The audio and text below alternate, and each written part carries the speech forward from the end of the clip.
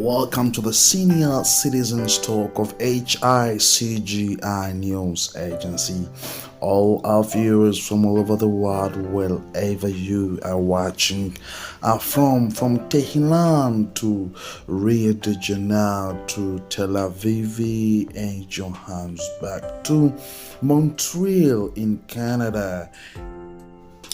Those in Abuja, Nigeria, we have not forgotten you, to Tunis up there, and then we come to these also in Sydney, Australia. We are watching a very important senior citizen in the Republic of Uganda, and of course Buganda Kingdom and the politics of this country, Uganda. My name is Chivumbi Ernest Benjamin, who brings you this incredible session every single Sunday. It has touched many lives of people all over the world, becoming a talk of the nation and the global society.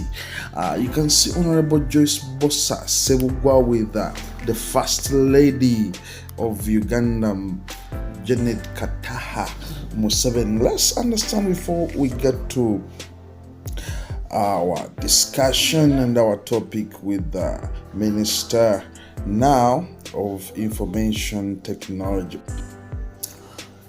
Joyce Nabbosa Ssebugwawo, she is a Ugandan politician, entrepreneur, and the current Minister of State for Information Communication Technology and National Guidance.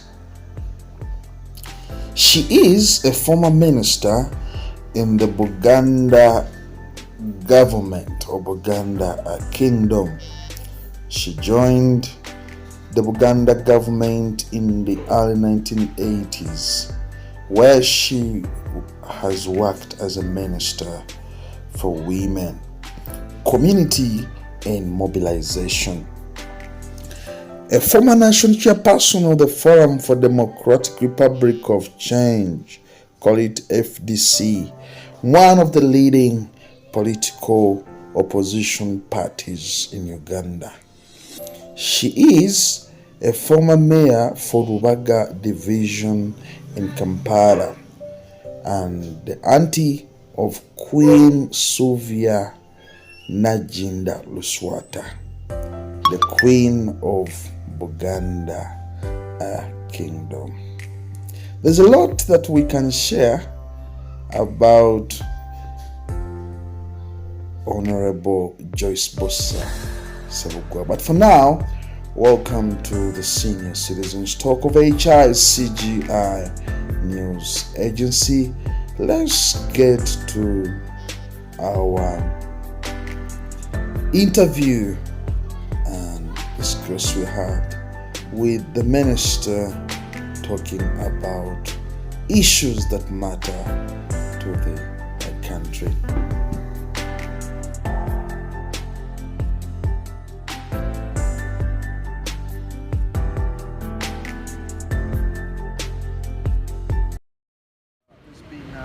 Establishment committee within UCC to fight pornography. Pornography is one of the sicknesses that is a threat to the young generation. In some countries I've traveled in, there are so many websites that are restricted. You can't easily access pornography. As a Minister of ICT, how are you assisting UCC and the government is in that area? I think what we have to do is maybe to have an audience with the ED of UCC together with the ministry and find out why it's not implemented, why it is still going on. I don't know what problem they have. I don't know. I can't say that they are supposed to make sure that pornography is no longer in the country, because it spoils the children. It's no use of using it. So I don't know why it's not implemented I don't know why the ED has failed to do it. I don't know why. Lastly, you said a very important Has he point. got a problem? Of course. Why can't he implement it? Why? They are supposed to regulate everything. Their work is to regulate. Why can't they do it? What problem do they have? Thank you so much for that. And also, you've made a very important point about corruption amongst even the smallest thing that people despise. That you go to the market and instead of giving you the value for your money, they're giving you something Less. small, less. Half. Yes. Should we think that is lack of religious fears or? I think I think people need more education. People may need more sensitizations. You know, changing people's attitude takes time. Because when they see others are corrupting, they think they are also can use their chance, to corrupt others, because they think that they also need money. That's why they want to use that chance of getting what they selling, corrupt other people so that they can be able to buy things which they don't have. I think that's why they are doing it. But for me, I think it needs more sensitization, more education, more, telling them. It's a very long story,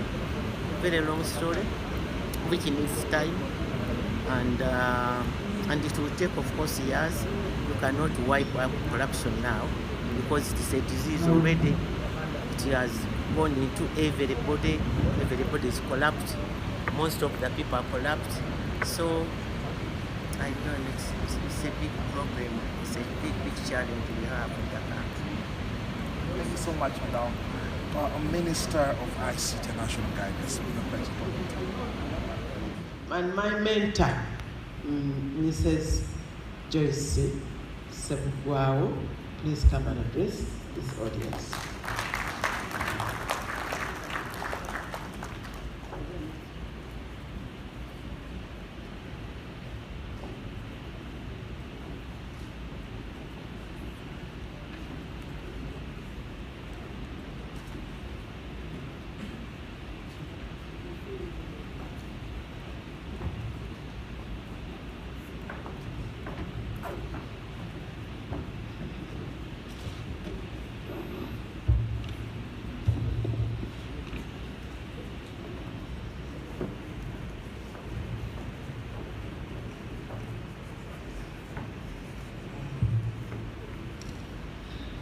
It's midday. Can I say good morning or good afternoon? Good morning, everybody. The IGG, first of all, before I make a speech, I would like to thank you so much for these wonderful stories about corruption. Corruption is killing us. Corruption is killing this country. Let's come together and fight it, because the corruption starts from the grassroots. The lady or a gentleman who is selling onions or tomatoes, when they lay their they leave a gap. They leave a gap in the middle. That is also corruption. So corruption starts from what? From down at the grassroots. So let's join hands and fight it, all of us. It is a collective responsibility for every Ugandan to fight corruption. We can't leave it to IGG. We can't leave it to the president. It is for all of us, because it is a chronic disease now, which we have to join hands and fight it. Thank you very much, IGG, for those wonderful stories. And for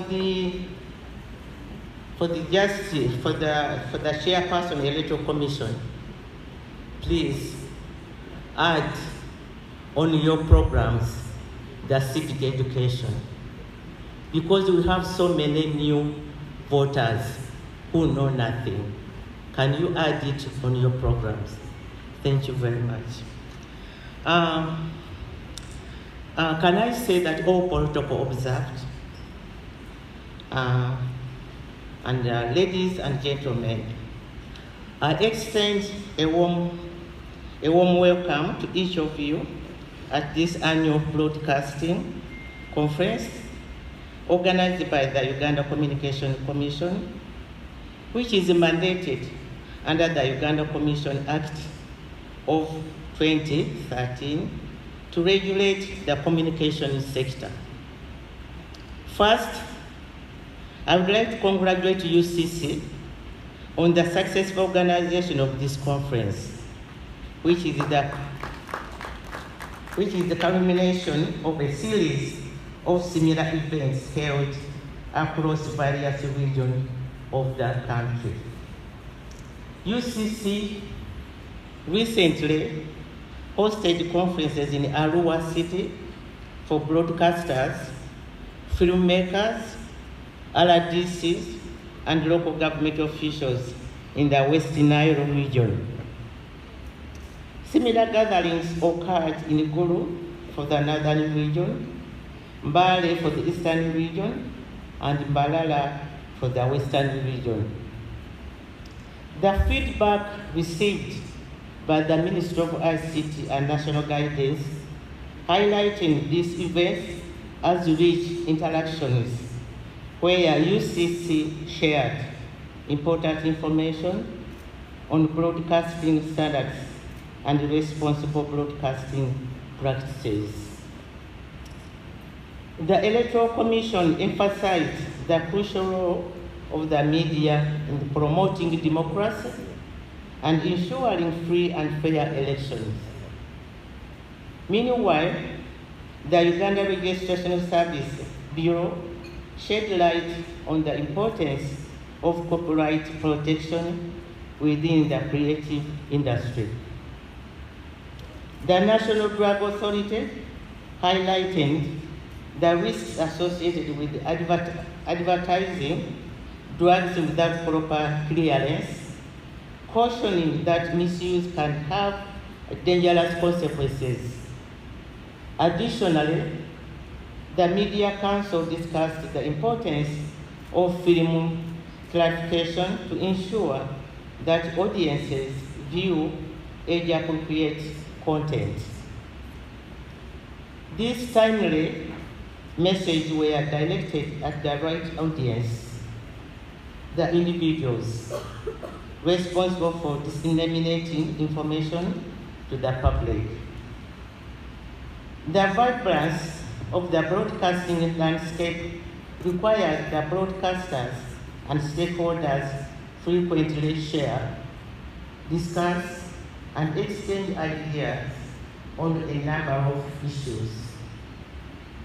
In this sector, it is imperative to stay updated on technological trends, industry challenges, and efficient regulatory practices. As such, this conference is both timely and appropriate.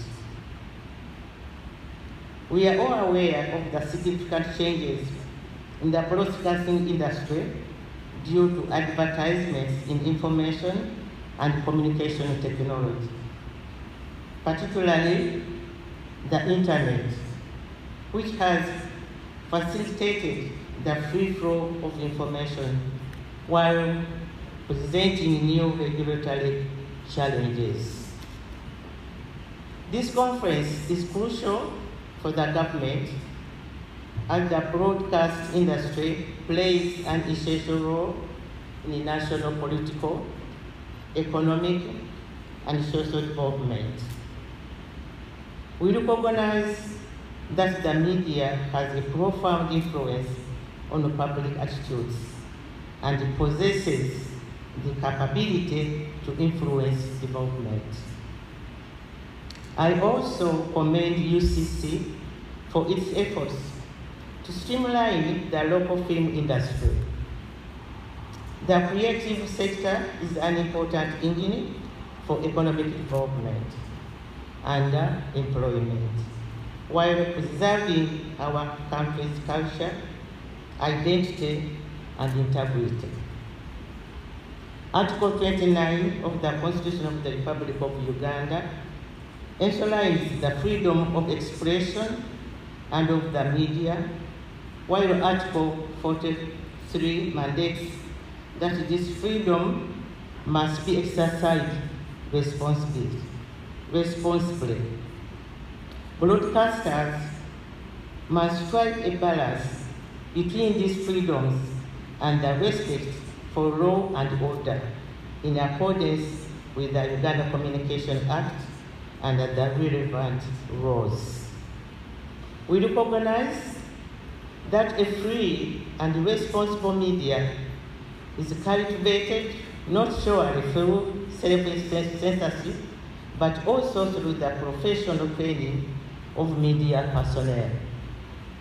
Therefore, I urge broadcasting station owners to prioritize capacity building for their staff. I am pleased to note that today's discussion panel will address accountability and the balance between freedom and responsibility. Before I officially declare this conference open, I would like to address a matter that has raised concern among broadcasters during our recent engagements in Arua, Gulu, Mbale, and Balala. The issue of government airtime. We will share the guidelines instituted by the Minister of ICT to clarify the use of this airtime. 1. Government airtime is available to government ministries, departments, agencies, and local governments in the form of weekly talk shows during prime time, aimed at educating and public about government development programs, policies, and services. 2. The establishment of government airtime resulted from a consultative process involving the Ministry of Information, Communication, Technology, and National Guidance, UCC, and National Association of Broadcasters. This resolution was part of our 2014 annual broadcasting conference, presided over by my predecessor, Honorable Joyce Nabbosa.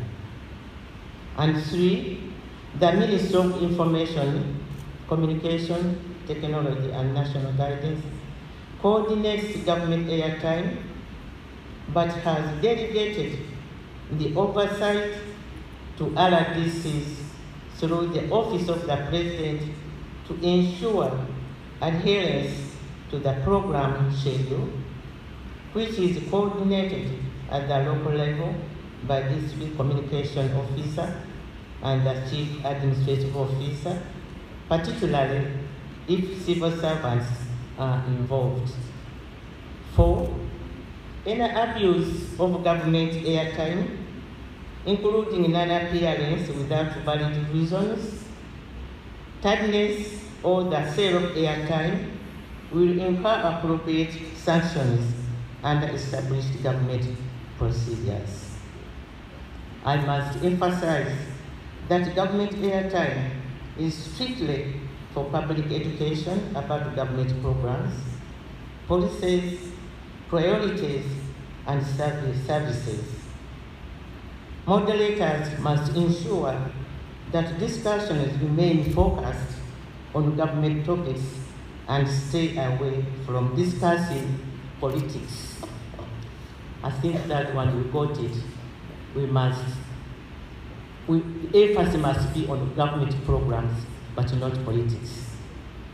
With that, I said, I now take the opportunity to declare the annual broadcasting conference open and release the guidelines to media houses for the provision of broadcasting airtime for government public education programs and guidelines to ministries, departments, agencies, and local governments for use of the public education airtime on radio and television stations.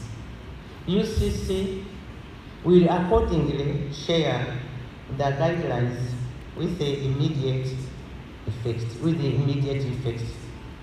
I wish you a fruitful discussions, and I beg the media, please, to continue publishing what is good for the country, as Honorable, as Dr. Sally said, that Uganda is your country, you don't have any other country.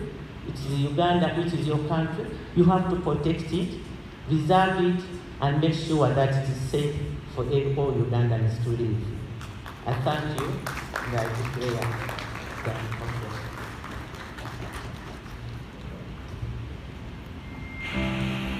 It's been a pleasure to have Honorable Joyce Nabbosa Ssebugwawo on the Senior Citizens Talk of HICGI News Agency. This show is brought to you by Cape International Group in association with Heal the Planet Global Organization, which holds special consultative status with United Nations, and Africa at Heart, which is a non-profit organization, and on the camera has been incredible. A team as usual, Mr. Hillary, Leona, and our co-director, Carlton Scovia Nakamia, and all the way United Kingdom, all our viewers all over the world. Until next time, my name is Chief Ernest Benjamin.